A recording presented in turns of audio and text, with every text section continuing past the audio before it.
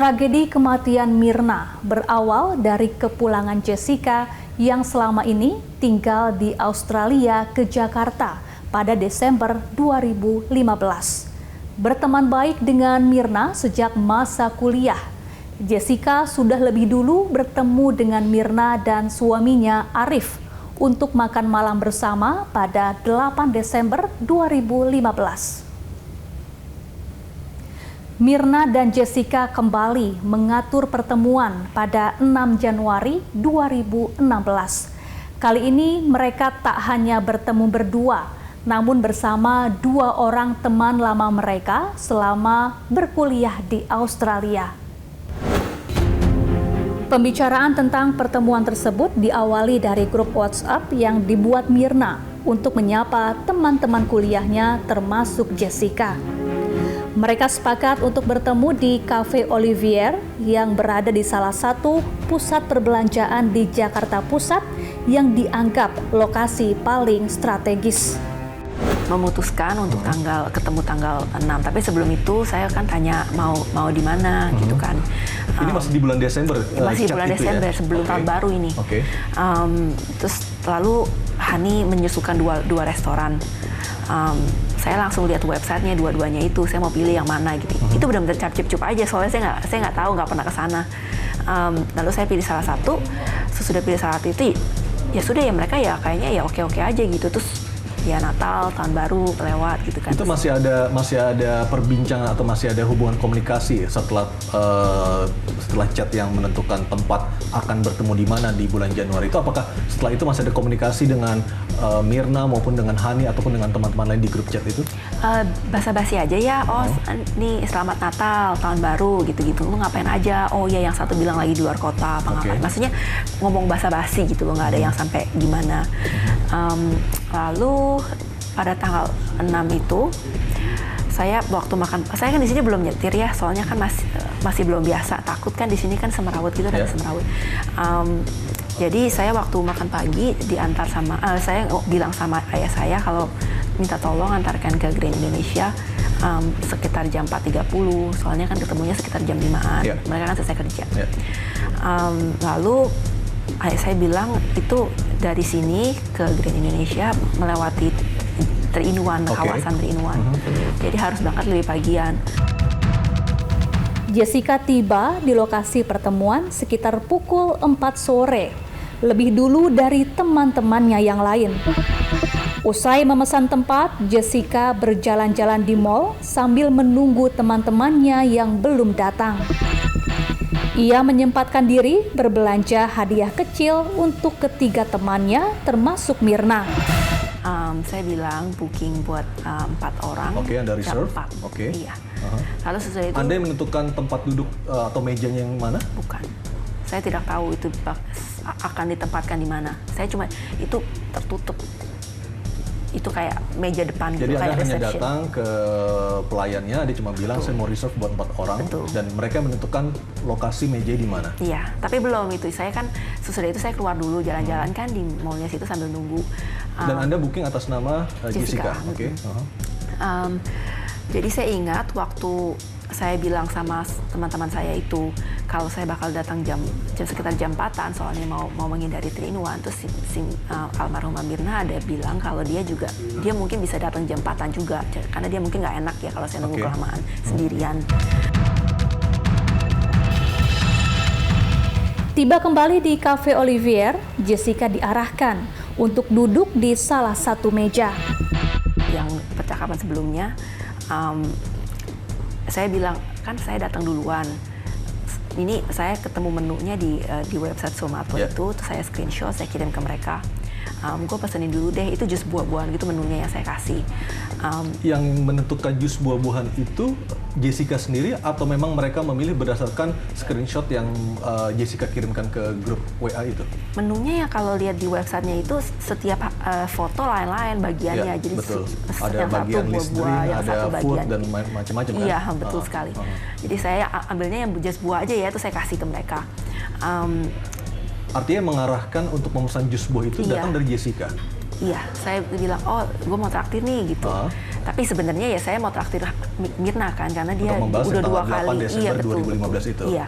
Kenapa Jessica memilih atau ingin mengarahkan untuk memesan jus buah, Jessica? Karena saya nggak kepikiran minuman yang lain lagi. Saya nggak tahu kalau di Olivier itu terkenal kopinya enak atau gimana. Meskipun Jessica sudah melihat minumannya itu, daftar minumannya apa saja seperti itu. Iya, soalnya saya nggak minum kopi malam-malam ya. Jadi kalau misalnya, jadi saya nggak lihat ke menu yang sana gitu. Kalau kita perginya makan pagi, saya pasti pesannya kopi ya. Lalu saya mau mentraktir. Tapi kan saya ngomongnya ke semuanya ya. Tapi saya nggak enak lah kalau bilang, oh saya mau traktir Mina aja. Tapi teman-teman saya yang lain juga saya mau traktir, kan ya nggak apa-apa. Udah lama nggak ketemu juga. Ia menawarkan diri memesankan minum terlebih dahulu untuk teman-temannya yang belum tiba. Melalui grup WhatsApp, Mirna mengaku suka es kopi Vietnam dan minta dipesankan menu tersebut. Dalam kondisi panas kan ada uapnya. Apakah dari uap itu Jessica sudah mencium ada yang tidak lazim dari bau yang seharusnya dikeluarkan oleh aroma kopi?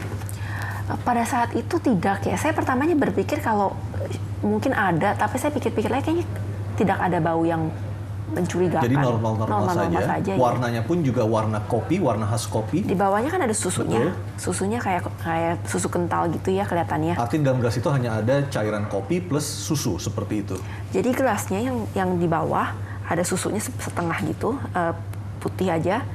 Terus waktu tekonya itu dituangin ke cangkir yang di atas, ada cairan hitamnya, yaitu saya kopinya ya, turun-turun ke bawah gitu. Oke. Dan itu tidak ada kejanggalan dari sepenglihatan Jessica ketika itu ya? Saya tidak bisa membandingkan karena saya tidak pernah melihat kopi seperti itu sebelumnya.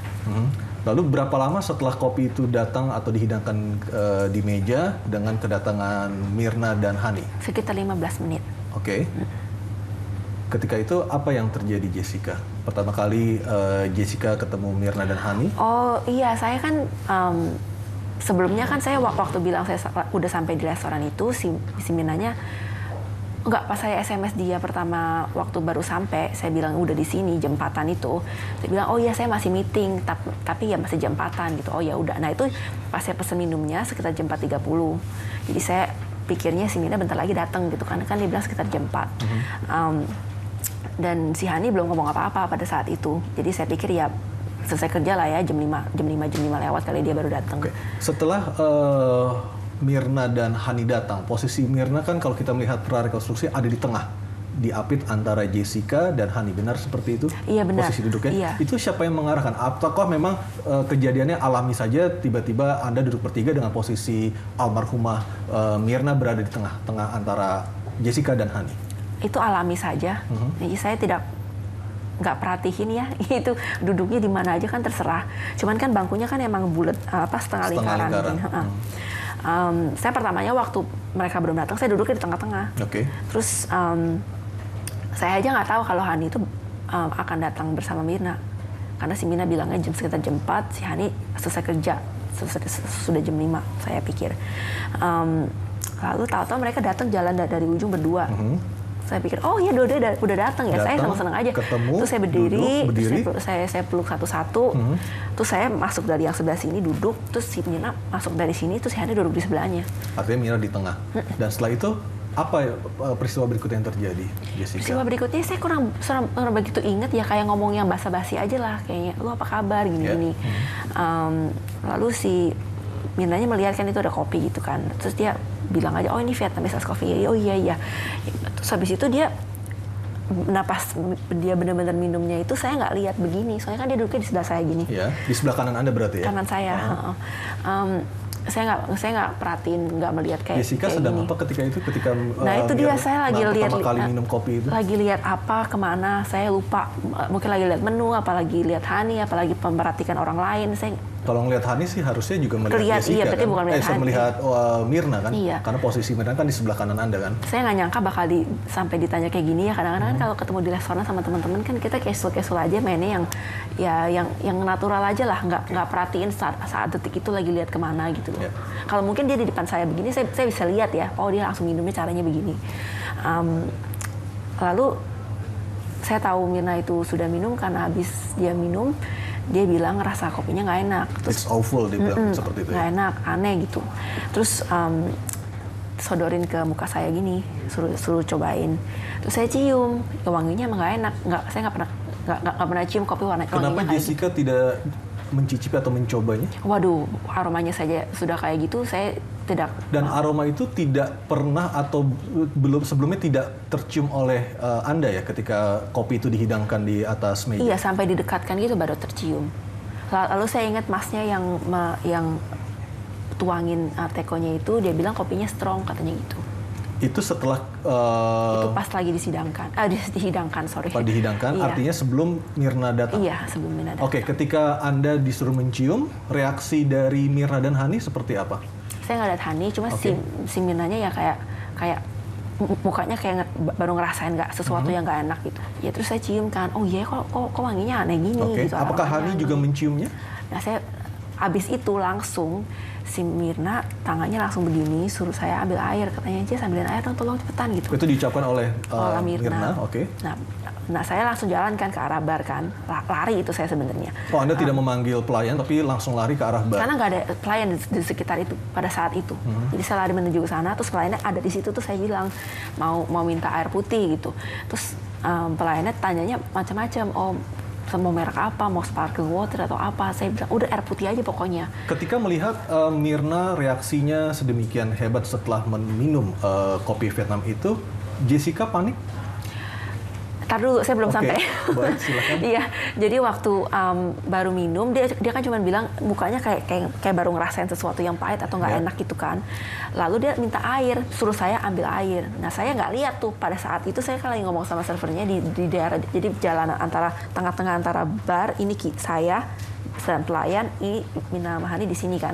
Jadi saya nggak lihat ke belakang gitu, mereka lagi ngapain. Jadi Anda langsung lari ke bar meminta air? Iya, saya nggak benar-benar ke bar, saya ketemu pelayannya sebelum ke bar, jadi di tengah-tengah. Nah pada saat itu saya nggak memperhatikan mereka itu ngapain dan mukanya Mirna kayak apa, saya nggak lihat. Tapi saya ingat waktu saya kembali, waktu mau duduk, si Mirna kepalanya sudah gedeblak ke belakang. Tapi saya lihat prosesnya waktu gedeblak ke belakang begini.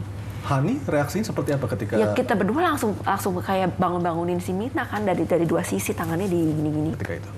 Saya saat itu kan lagi mau duduk, hampir duduk. Jadi saya duduk, lalu saya menggoyang-goyangkan lengannya Mirna sebelah kiri dan Hani melakukan Masih ada respon dari almarhumah ketika itu, ketika digerak-gerakan? Tidak, cuman mulutnya bergerak kayak mau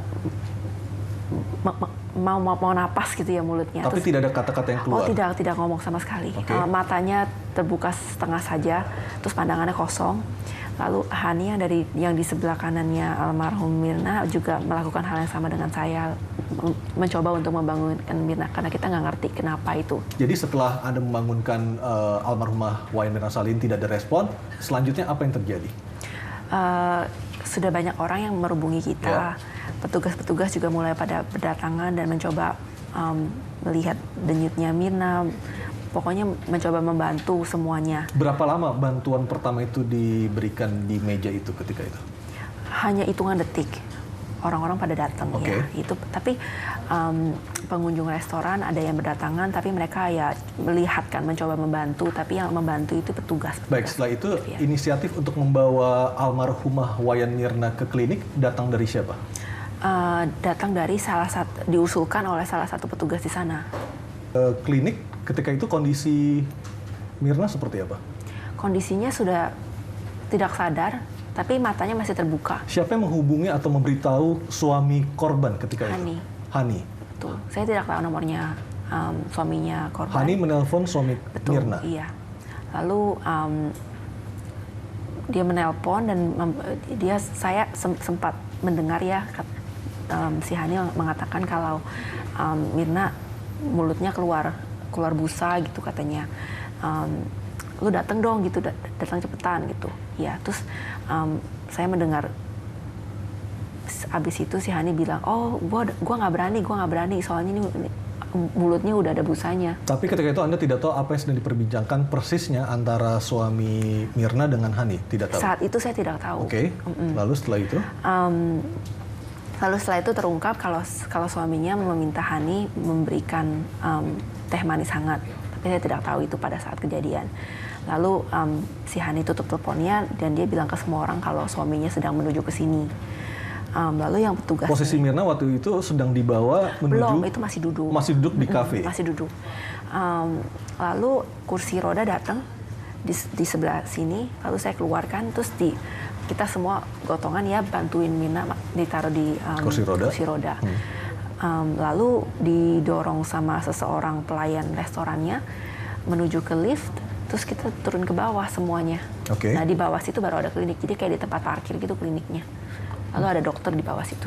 Kondisi almarhumah maupun pernyataan dokter ketika itu yang Anda ingat apa? Dokternya menanyakan ini kenapa, ini ada apa. Tapi kita semua nggak tahu itu kenapa. Tapi seberapa dekat hubungan Jessica dengan Mirna?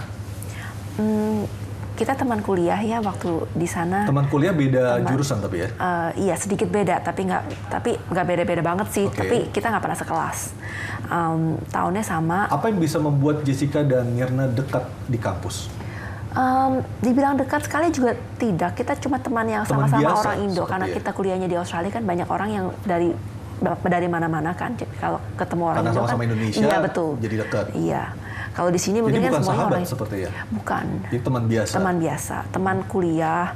Ya kita kalau ke sana kalau makan sama-sama, minum kopi sama-sama, ngapain sama-sama, belajar, tanya-tanya soal assignment gitu-gitu. Yang normal-normalnya anak kuliah aja lah ya. Lalu kita tidak pernah ada hubungan yang dekat kayak sahabat, setiap hari ngomong, curhatnya sampai yang benar-benar dalam sekali gitu. Bukan hubungan seperti itu. Ada juga menyebutkan ini terjadi karena adanya cinta segitiga antara Jessica, almarhumah, dan juga suami Wayan Mirna Salihin. Klarifikasi seperti apa, Jessica? Itu tidak benar sama sekali. Saya kalau ada suaminya Mirna pasti juga ada di sana, pasti diajak sama suaminya. Kita nggak pernah ada. Walaupun saya ada Facebook pun juga nggak mungkin ngomong-ngomong sama Arif, saya nggak punya nomornya Arif. Kalau tidak ada Mirna, saya nggak mungkin berkomunikasi sama suaminya Mirna. Termasuk hubungan spesial antara Anda dengan almarhumah? Itu juga tidak benar, karena saya tidak tertarik sama wanita sama sekali. Dari hasil pemeriksaan laboratorium, kopi yang diminum Mirna mengandung 3 gram sianida. Hasil pemeriksaan sampel juga ditemukan zat racun dalam tubuh Mirna yang membuat lambungnya korosif, hingga membuat Mirna meninggal dunia beberapa menit usai menenggak kopi. Kematian misterius Mirna mengundang tanya. Polisi memeriksa 20 saksi termasuk Jessica. Namun kecurigaan publik mengarah kepada Jessica yang datang lebih dulu ke kafe dan memesankan kopi untuk Mirna. Apa perasaan Anda saat ini mengetahui teman Anda tewas dengan cara yang tragis? Sangat sedih ya, saya sangat berduka sekali. Dan saya belum sempat berduka sebenarnya, belum sempat merasakan kehilangan yang sampai saya seharusnya merasakan karena ada masalah seperti ini yang saya dituduh. Jadi saya saat banyak emosinya lah campur-campur. Stres iya, sedih iya. Tapi saya sangat sedih karena saya kenal Mirna itu sudah lama dan dia orangnya baik sekali. Belakangan Anda justru sering mengumbar senyum setelah diperiksa di Polda Metro Jaya. Apakah itu juga menggambarkan atau sedang menutupi kesedihan yang Anda alami? Saya mau terlihat tegar dan menerjang terus gitu loh. Kayak emang saya tidak mau di pojokkan terus kan. Jadi saya kalau emang tidak bersalah, jadi saya ngomong apa adanya. Tapi kalau masalah saya tenang dan rileks dan senyum-senyum itu karena saya nggak mau terlihat nangis atau sedih di depan media aja. Tapi sebenarnya kan orang-orang pada nggak tahu. Di belakang kamera seperti apa, Jessica? Ya saya murung saja mikir gitu kan, sedih, masih terpikir kejadian ini kenapa kok bisa terjadi kayak gini. Saya pulang rencananya mau main-main saja, mau senang-senang, tapi kok ada kejadian tragis seperti ini. Susah diterima. Ada tindakan Jessica yang dinilai janggal usai kejadian tersebut. Ia menghapus arsip percakapan dengan Mirna di grup WhatsApp. Tidak hanya itu, Jessica juga membuang celana yang ia kenakan saat peristiwa terjadi. Mengapa Jessica menghapus percakapan di grup WhatsApp? Pertama, itu karena itu handphone saya, itu hak saya. Yang kedua, saya tidak tahu kalau Mirna itu dibunuh. Yang ketiga, saya tidak tahu kalau bakal kecurigaan seperti ini. Jadi kalau emang saya sedih kalau melihat itu ada fotonya Mirna lagi di handphone saya, percakapan yang saya pikirnya tuh kalau saya nggak pulang mungkin ini nggak terjadi gitu loh. Jadi saya hapus aja. Tapi itu nggak ada arti apa-apanya. Jessica sudah 5 kali diperiksa polisi. Betul. Dan polisi sudah mengambil semua barang bukti. Pertanyaan berikutnya adalah mengapa celana itu harus dibuang? Karena sobek. Kalau sobek kan bisa dijahit. Kain itu tidak bisa dijahit. Dari mana Anda tahu, Anda sadar celana itu sobek? Saya sadarnya waktu pulang dan mau mandi kan saya copot. Nah itu saya baru sadar di situ. Saya berasanya seberapa parah kondisi robeknya ketika itu? Lumayan parah, di selangkangan panjang gitu. Jadi saya berasanya waktu naik ke mobilnya suaminya Mirna kan mobilnya tinggi.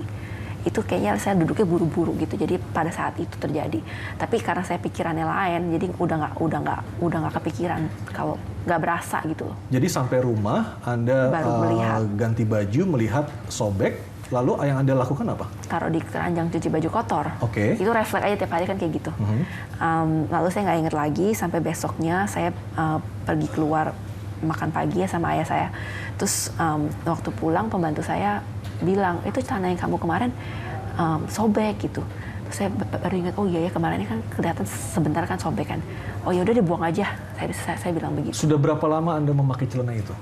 Apakah itu termasuk barang atau celana favorit Anda? Oh enggak, itu celana saya punya sekitar lebih dari 2 tahun sih, tapi nggak sampai 3 tahun lah kira-kira. Dan segampang itu buang saja? Anda bilang kepada pembantu Anda seperti itu? Dibuang kemana, Jessica? Nah itu urusan pembantu saya nggak tahu buangnya kemana tepatnya. 23 hari setelah kematian Mirna, yakni 29 Januari 2016, Jessica Kumala Wongso ditetapkan sebagai tersangka pembunuh Mirna. Ia ditangkap sehari setelahnya di sebuah hotel di Jakarta Utara.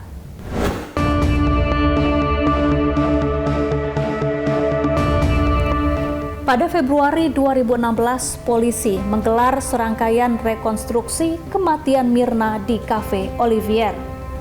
Sidang perdana Jessica digelar 15 Juni 2016. Persidangan bergulir dengan menghadirkan berbagai saksi, mulai dari pegawai Cafe Olivier hingga saksi ahli yang menguatkan argumen Jessica maupun jaksa penuntut umum. Jaksa bersikukuh mendakwa Jessica sebagai pembunuh Mirna. Surat secara tegas mengatakan menyebutkan kalaupun visum et repertum menunggu hasil toksikologi. Hasil toksikologi menjelaskan bahwa dalam minuman ada sianida, dalam lambung ada sianida. Penyebabnya tadi sudah diterangkan oleh ahli dan ahli pun merasa yakin, baik ahli toksikologi maupun ahli kedokteran forensik tadi sudah meyakini bahwa penyebab kematian Mirna adalah akibat sianida yang terkandung dalam minuman. Jaksa menuntut hukuman 20 tahun penjara terhadap Jessica dengan alasan meninggalnya Mirna meninggalkan kesedihan mendalam. Setelah 32 kali persidangan, majelis hakim menyatakan Jessica terbukti bersalah melakukan pembunuhan berencana dalam perkara tewasnya Wayan Mirna Salihin. Hakim pun menjatuhkan vonis 20 tahun penjara sesuai dengan tuntutan jaksa penuntut umum. Telah terbukti secara sah dan meyakinkan bersalah melakukan tindak pidana pembunuhan berencana, menjatuhkan pidana terhadap terdakwa tersebut dengan pidana penjara selama 20 tahun. Menjatuhkan pidana terhadap terdakwa Jessica Kumala alias Jessica Kumala Wongso alias Jess dengan pidana penjara selama 20 tahun. Sandi Salihin, saudara kembar Mirna, menilai hukuman itu tidak sepadan dengan hilangnya nyawa Mirna. Pas aku dengar itu pertama, pas diumumin itu 20 tahun aja, aku sebenarnya nggak terima sih. Nggak terima, aku personally ya. Aku nggak tahu kenapa kok dikasih tuntutannya cuma segitu. Padahal kan katanya aku dengar sih kalau 340 itu kan pembunuhan berencana. Semestinya yang tertinggi itu kan hukuman mati atau hukuman seumur hidup kan. Jadi ya Saya juga nggak tahu kenapa kok bisa kayak begitu gitu. Cuman 20 tahun itu kalau menurut aku itu nggak sebanding sama nyawanya Mirna ya. Namun keluarga Jessica kecewa dengan putusan tersebut. Ibunda Jessica, Imelda Wongso, yakin putrinya tidak bersalah. Apalagi Jessica dan Mirna adalah teman dekat dan tidak ada masalah apapun di antara mereka. Keluarga sedih, hancur deh pokoknya. Anak saya Jessica tidak berbuat, tidak melakukan, tidak bersalah. Tapi dituduh, dicari-cari kesalahannya. Padahal kesalahan nggak ada, tapi dicari-cari, disambung-sambungin. Ya, tertekan abis, bukan tertekan lagi ibunya, hancur. Menderita dari Januari sampai sekarang. Ingat mereka yang jolumi Jessica. Tuhan tidak tidur. Jessica itu tidak berbuat dan tidak melakukan. Dia itu anak polos, anak manja, nggak tahu apa-apa. Hanya ngafe, biasa itu dilakukan udah bertahun-tahun, bukannya baru sekali 2 kali. Bertahun-tahun, tapi kejadian kayak gitu, kenapa mesti Jessica? Apa itu mungkin? Nggak logika gitu loh. Orang kalau waras bisa mikir, nggak logika. Temen lama, baik, mamanya almarhum Mirna tahu Jessica. Saya juga tahu Mirna, tahu Hani. Permusuhan pun nggak ada. Kalau tahu mereka gengnya udah pasti tahu semua. WhatsApp itu jelas sudah. Mau ngapa-ngapain detik-detik di WhatsApp itu ada. Sampai Mirna, oke dipesenin dulu, mau dibayarin dulu. Meskipun telah memaafkan, namun seakan ia tak pernah lupa. Kini Jessica melangkah dengan hati yang tak gentar, mencari keadilan yang ia anggap masih samar. Apakah langkahnya akan membuka tirai kebenaran atau justru menambah babak baru dalam drama tak berkesudahan? Inside Story akan kembali bersama saya, Syafaati Suryo. Dijadikan sebagai sarana hukum bagi seseorang yang sudah dinyatakan terpidana. Ya, artinya sudah terbukti melakukan tindak pidana, ya kan? Dan bahkan terhadap yang bersangkutan kan sudah dihukum ya 20 tahun penjara. Nah, tentu kalau mau menggunakan hak peninjauan kembali, hal yang paling ditunggu adalah apakah memang ada bukti baru atau novum.